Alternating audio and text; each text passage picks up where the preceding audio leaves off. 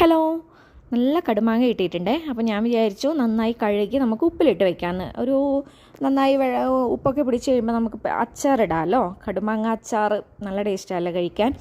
അപ്പോൾ ഞാനെല്ലാം അതിൻ്റെ ചെനയൊക്കെ ഒന്ന് കളഞ്ഞതിന് ശേഷം അടർത്തിയിട്ട് കട്ട് ചെയ്യുന്നൊന്നുമില്ല കേട്ടോ. അങ്ങനെ തന്നെ ഉപ്പിലിടുകയാണ് ഞങ്ങൾ. കണ്ണിമാങ്ങ കട്ട് ചെയ്തിട്ടല്ല, അങ്ങനെ തന്നെ ഉപ്പിലിടുകയാണ് കേട്ടോ. അപ്പോൾ നന്നായി 2-3 വെള്ളത്തിൽ കഴുകിയതിന് ശേഷം ഒരു പാത്രത്തിലേക്കിട്ട് അതിൻ്റെ വെള്ളമൊക്കെ ഒന്ന് നല്ല തോർത്തുകൊണ്ട് അല്ല നല്ല തുണി കൊണ്ട് തുടച്ചെടുത്തിട്ട് നമുക്കതിന് ഉപ്പിലിടാം.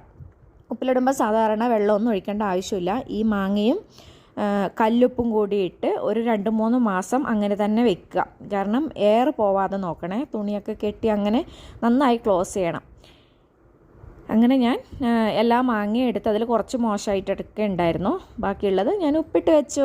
ഇനി നമുക്ക് നന്നായി ഉപ്പൊക്കെ പിടിച്ച് കഴിയുമ്പോൾ നമുക്ക് അച്ചാറിടാം കേട്ടോ. അപ്പോൾ കടുമാങ്ങ അച്ചാറും കൂട്ടി ചോറുണ്ണാലോ. അപ്പോൾ നിങ്ങളെങ്ങനെ അച്ചാറിടാറുണ്ടോ? കടുമാങ്ങ കിട്ടിയിട്ടുണ്ടോ ഈ വർഷം എന്നൊക്കെ പറയണേ കേട്ടോ. ബൈ.